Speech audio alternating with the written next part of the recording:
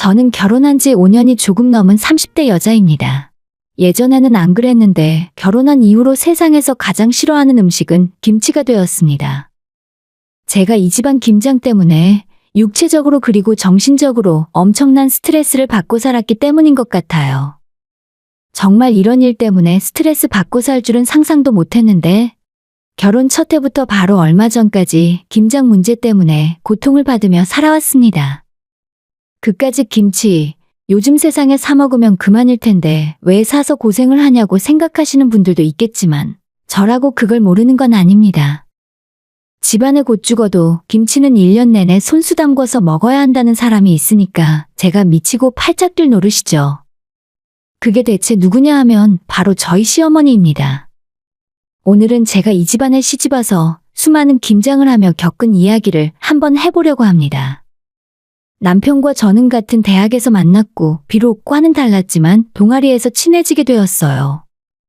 처음에 저희 두 사람은 앙숙이라 불릴 정도로 사이가 좋지는 않았습니다. 서로 성격도 조금 많이 달랐고 일단 살아온 환경이 너무나도 많이 달라서 작은 것 하나에도 사사건건 의견 충돌이 있고 같이 있으면 트러블이 생겼습니다. 집안 형편이 조금 어려웠던 저는 장학금을 받지 못하고 학자금을 대출받아야 하는 상황이었는데 부모님이 그런 걸 또 싫어하시는 편이라 사실상 장학금을 받지 못하면 대학에 다닐 수 없는 상황이었어요. 그래서 매 학기마다 정말 목숨 걸고 공부를 했고 반드시 성적을 내지 않으면 휴학을 할 수밖에 없었죠. 친구들은 다들 연애하고 방학이 되면 유럽이다 미국이다 여행 다니고 부모님 돈으로 어학연수 다녀올 때 저는 쉬지 않고 계속 아르바이트를 해야 했습니다. 대학 다니려면 학비만 해결된다고 끝이 아니잖아요. 기숙사 비용이나 교재 비용 외에도 제가 먹고 쓰는 기초생활비만 해도 정말 놀러 다닐 틈도 없이 일을 해야만 했어요. 반면 남편은 저와는 다르게 정말 돈을 처발라가며 대학 생활을 하는 사람이었습니다. 시댁 형편도 조금 여유가 있었고 특히 남편의 조부모님이 돈이 많으세요. 집안 장남이 대학을 간다고 하니 조부모님 지원이 엄청나셨고 이미 대학교 1학년 때부터 본인 자동차를 끌고 학교에 다니던 사람입니다. 당연히 공부나 성적에는 관심도 별로 없고 그냥 술 마시고 놀 생각뿐이었죠. 그런 남편을 보면서 저는 한심하다는 생각과 동시에 저렇게 미래에 대한 걱정도 없이 당장 다음 달 생활비 걱정 없이 놀고 먹을 수 있는 재력이 부럽기도 했어요. 그러다가 어느 날 같이 교양 수업을 듣게 되었는데 교수님 지시로 남편과 제가 한조가 되어 조별 수업을 했던 적이 있었습니다. 진짜 하늘이 무너지는 줄 알았습니다. 그도 그럴 것이 남편은 수업을 대충 듣기로 이미 유명했고 조별 과제나 성적에 연연하는 스타일이 아니라 같이 과제를 하는 것 자체가 저한테는 마이너스였어요. 저는 성적이 정말 중요했고 장학금을 받지 못하면 다음 학기 학교를 다닐 수 없는 사람이었으니까요. 예상대로 같은 조가 되었지만 남편은 뺀질대고 놀기만 하면서 자기가 맡은 일을 전혀 해오질 않았습니다. 이런 사람과 둘이 공동으로 과제를 해내야 한다는 건 그냥 대놓고 학점을 포기하겠다는 것과 마찬가지였어요. 그래서 저는 대놓고 남편에게 이야기했습니다. 그냥 저 혼자 알아서 다 할게요. 대신 이름을 빼거나 하진 않을 테니까 그냥 아무것도 하지 말아주세요. 저는 오빠랑 달라서 장학금 못 따면 다음 학기 못 다니거든요. 그러니까 제발 방해만 하지 말고 이번 과제에서 아무것도 하지 말아줬으면 좋겠어요. 그렇게 저는 남편을 빼고 저 혼자 2명분의 모든 과제를 다 준비했습니다. 과제 발표가 있던 날 저는 혼자 준비한 과제를 들고 강의실로 향했죠. 화면에 준비한 PPT를 띄워놓고 교수님 앞에서 한참 발표를 하고 있었는데 교수님이 제가 아니라 하필이면 제 옆에 멀뚱멀뚱 서 있는 남편에게 질문을 하시는 거예요. 진짜 그 순간 하늘이 노래지고 내 인생은 다 끝났다고 생각했습니다. 처음부터 끝까지 저 혼자 준비를 다 했기 때문에 남편은 아무것도 모르는 상태였거든요. 하지만 걱정과는 달리 남편은 교수님의 질문에 대답을 척척 해냈고 심지어 제가 머릿속으로 생각했던 것과 거의 똑같은 의견으로 자료 해석을 했더라고요. 저는 이 과제를 진행하면서 단 한 번도 남편과 자료를 공유해 본 적이 없었습니다. 어차피 보내줄 필요도 없었고 전부 제가 알아서 하고 알아서 책임을 지자는 생각이었으니까요. 결국 교수님은 남편의 대답에 만족했고 제 발표도 인상 깊게 들었다며 좋은 평가를 내리셨어요. 강의가 끝나고 저는 궁금함을 참지 못하고 남편에게 물었습니다. 대체 어떻게 알고 아까 대답을 한 거냐고요. 남편은 그냥 자기 머릿속에 있는 대로 대답을 했을 뿐이고 제가 만든 자료가 너무 설명이 잘 되어 있어서 이해하기 쉬워서 좋았다고 말을 하더라고요. 해맑게 웃으며 제 칭찬을 하는 소리를 듣고 있으니 순간 저는 창피해서 고개를 들 수가 없었어요.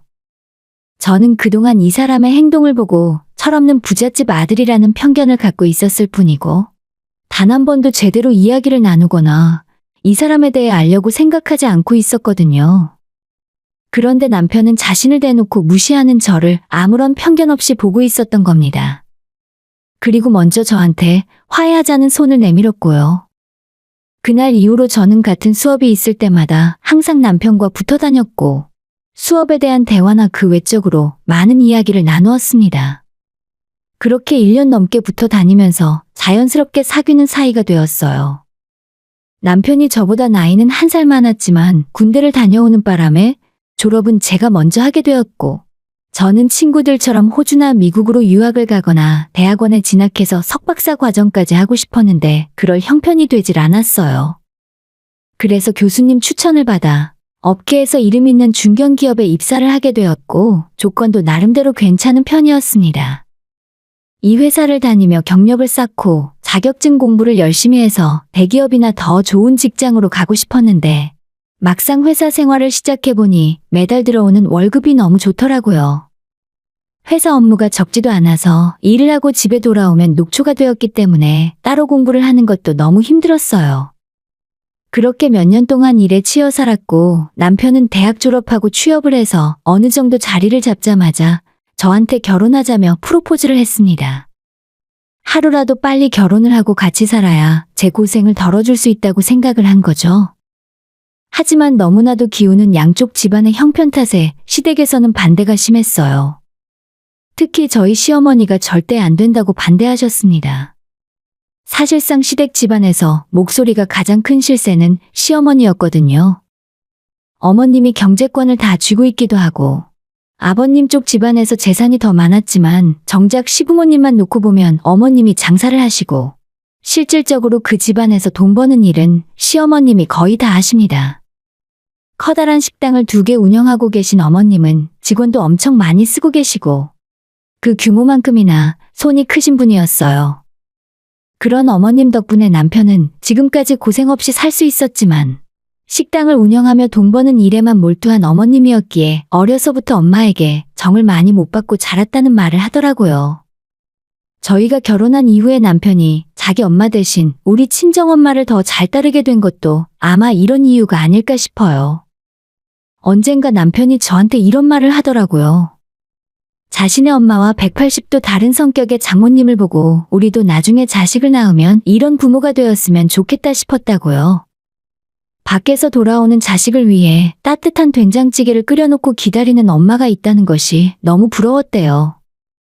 남편은 중고등학교 때 학교 끝나고 집에 들어오면 식탁 위에 놓여있는 10,000원짜리로 배달 음식을 시켜 먹는 게 전부였고 심지어 남편 생일날에도 미역국은커녕 평소보다 더 많은 금액의 용돈이 있을 뿐이었다고 합니다.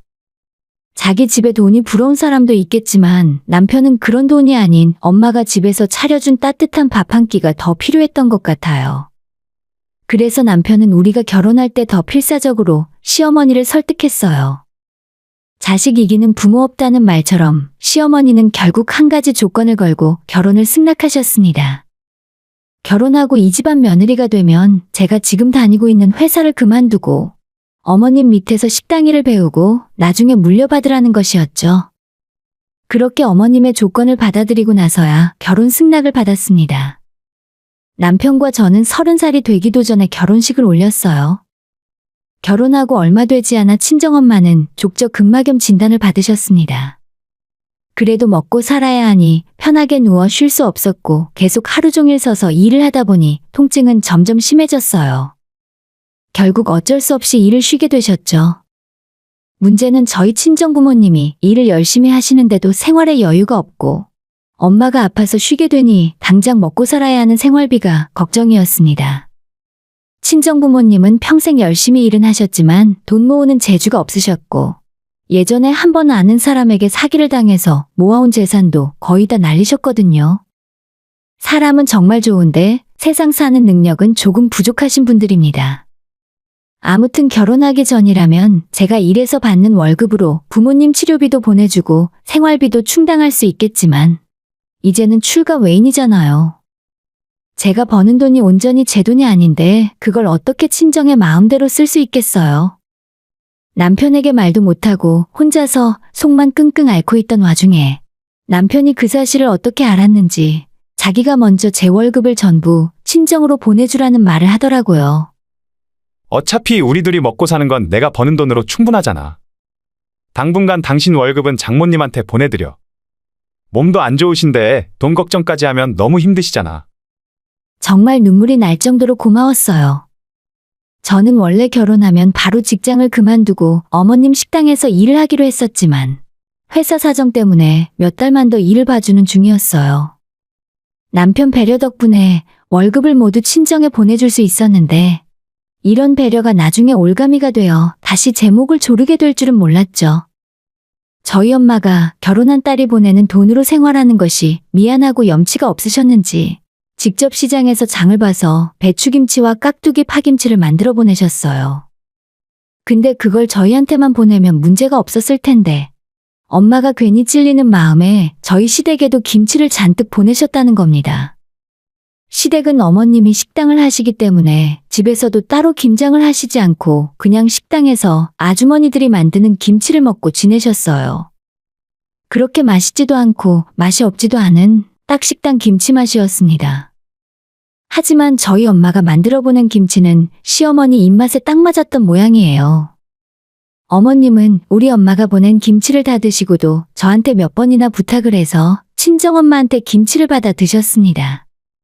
그리고는 얼마 후 제가 회사를 그만두고 어머님 식당으로 출근을 하게 되자 그때부터 저한테 친정엄마 김치를 만들라 하시더라고요. 필요한 재료는 얼마든지 구해줄 테니까 저희 친정엄마의 비법 그대로 똑같은 김치를 만들라고 하셨어요. 얘야 기왕 하는 거 배추김치 깍두기만 하지 말고 파김치도 좀 담거라. 그리고 일하는 아주머니들한테 비법 좀 전수해서 같이 만들어. 많이 만들어서 우리도 먹고 가게에서 손님들한테 나가는 김치도 싹 바꿔야겠다. 자랑은 아니지만 사실 저는 결혼 전에 한 번도 김치를 만들어 본 적이 없었어요. 그래서 처음에는 친정엄마가 와서 같이 해줬고 점점 그 양이 많아져서 최소 매달 한 번은 100포기 이상의 김치를 만들게 되었습니다. 한 번에 다 하는 게 너무 힘들어서 하루는 배추김치를 하고 며칠 후에 깍두기를 담그고 그리고 또 며칠 후에 파김치를 담그는 식으로 한 달 내내 김치만 하다가 제 일이 다 지나갔습니다. 처음엔 어머님이 맛있다고 칭찬을 하시니 좋은 마음으로 시작했다가 이제는 완전 당연히 해야만 하는 제 의무가 되어버린 거죠. 그렇다고 힘들다며 안 하겠다고 말하기도 곤란하고 저 혼자 할 수도 없는 일이라 결국 친정엄마에게 몹쓸 짓을 하게 된 셈이었어요. 그렇게 3년 넘는 시간을 매년 1000포기 이상의 김장을 해왔습니다. 배추만 한 것도 아니고 깍두기 파김치에 동치미 같은 걸 포함하면 양은 훨씬 더 많았죠. 1년에 딱 한 번 하고 치우는 것도 아니라 가게에서 쓰는 양이 정해져 있으니 김치 떨어지기 전에 무조건 만들어야 했습니다. 아침에 출근하면 김치가 얼마나 남아있는지 확인을 하고 김치향이 줄어가면 머리가 지끈지끈 아플 정도로 스트레스였죠.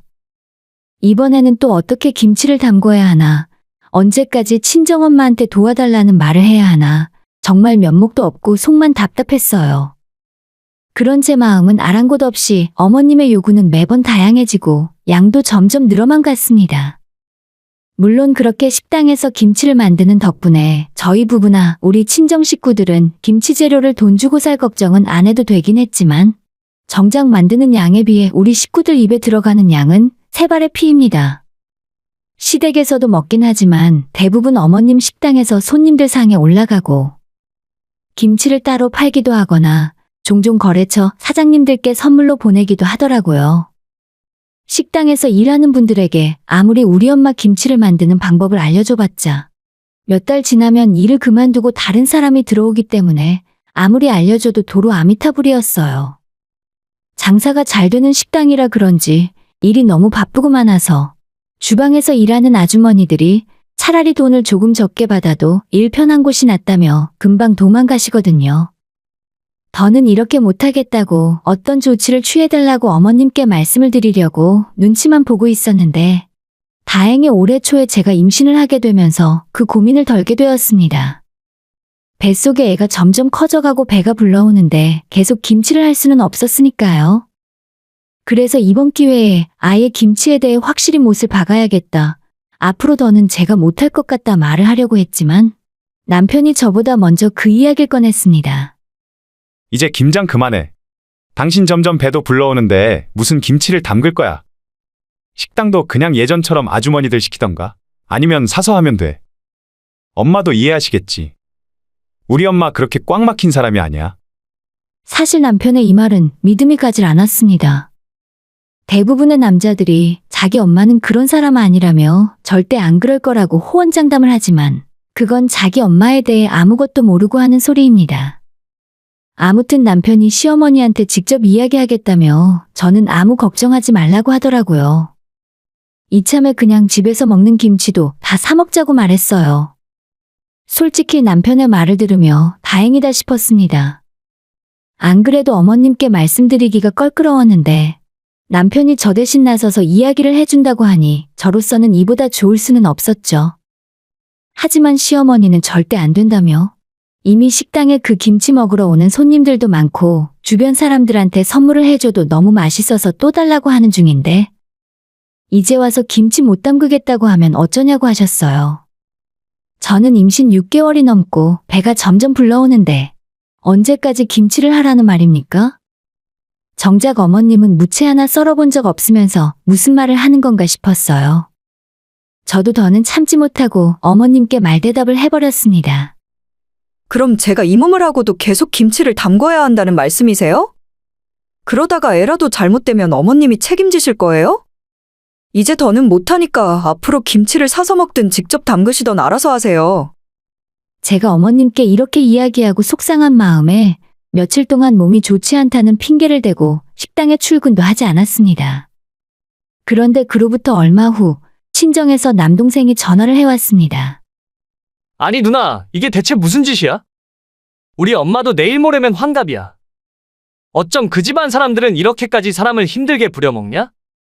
저희 시어머니가 친정엄마 집으로 배추 200포기와 각종 재료들까지 엄청난 양의 김치를 담그는 재료를 보내셨던 겁니다.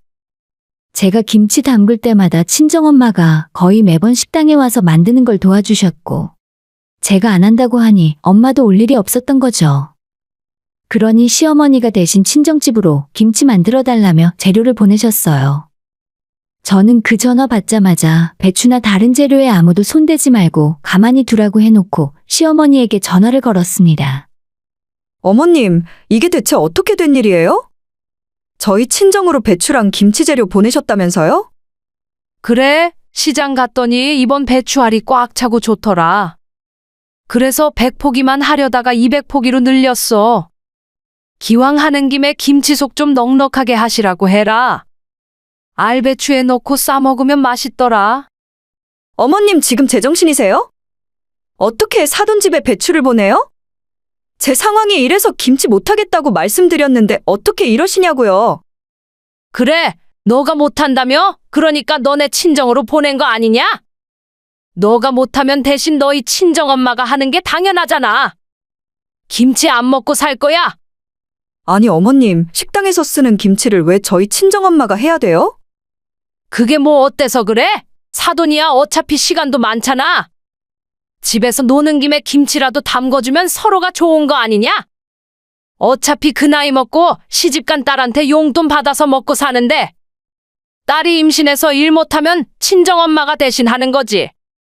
저희 엄마가 저한테 생활비 받는 걸 가지고 걸고 넘어가더라고요.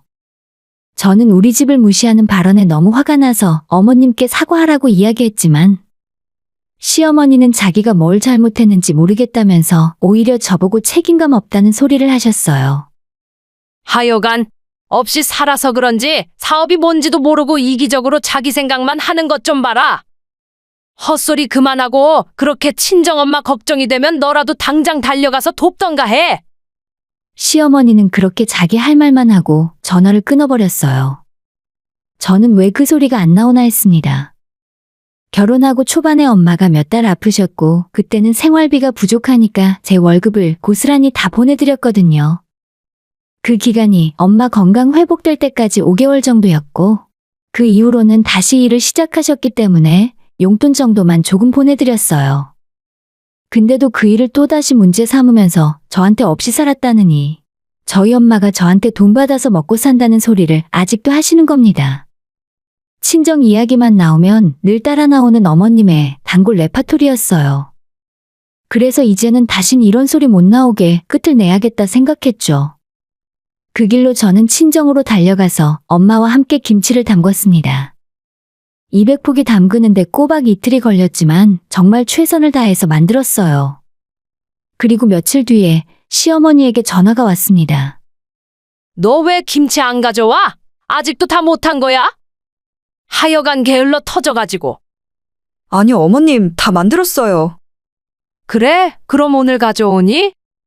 식당에 김치가 다 떨어져 가는데 빨리 가져와야 한다. 어머, 무슨 말씀이세요? 저희 엄마 먹으라고 보내셨잖아요. 어머님이 좋은 재료 보내주신 덕분에 앞으로 1년 동안 김치 걱정은 없겠네요. 앞으로도 또 보내주세요. 아니, 그걸 다 너희가 먹으면 어떡해? 식당에서 쓸 김치인데. 장난치지 말고 빨리 가져와. 왜요? 저랑 엄마가 만들었는데 그걸 왜 달라고 하시는지 모르겠네요. 앞으로도 얼마든지 보내주시면 저희가 맛있게 만들어 먹을 테니까 아무 걱정 마시고요. 혹시 맛보고 싶으시면 몇 포기 가져다 드릴까요?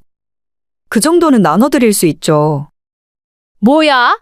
참나 어이가 없으려니까. 결국 어머님은 더 이상 아무 말도 못하고 전화를 끊으셨고 그 뒤로 다시는 저한테 김치 담그라는 이야기도 안 꺼내셨어요. 어머님 식당에서 일을 하는 제 입장에서 그 이후에 어머님 대하는 것이 약간 껄끄러워진 것도 사실입니다. 하지만 이렇게라도 확실히 못을 받고 넘어가는 게 낫다는 생각이고 어차피 저는 출산이 얼마 남지 않아서 이참에 쉴 생각이에요.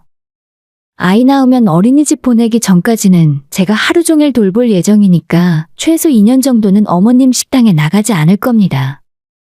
못난 딸 때문에 우리 친정엄마 눈치 보게 하고 고생시킨 것만 생각하면 이 정도 복수로는 모자라지만 앞으로도 어쨌든 얼굴 보며 살아야 하니 그냥 넘어가려고요. 앞으로 태어날 우리 아이를 위해서라도 지금보다 더 당당한 사람이 될 겁니다. 처음 약속대로 저는 어머님 식당에서 일을 계속 해올 거고 언젠간 제가 물려받아서 하게 되겠지만 김치 때문에 친정엄마 고생시키는 건 끝이에요. 참는 것만이 능사가 아니라는 걸 이번 기회에 확실하게 배웠고 아니다 싶은 건 언제든 확실하게 이야기할 겁니다. 오늘의 영상은 여기까지입니다. 구독과 좋아요, 알람 설정 부탁드려요. 다들 행복하시고 좋은 하루 되세요.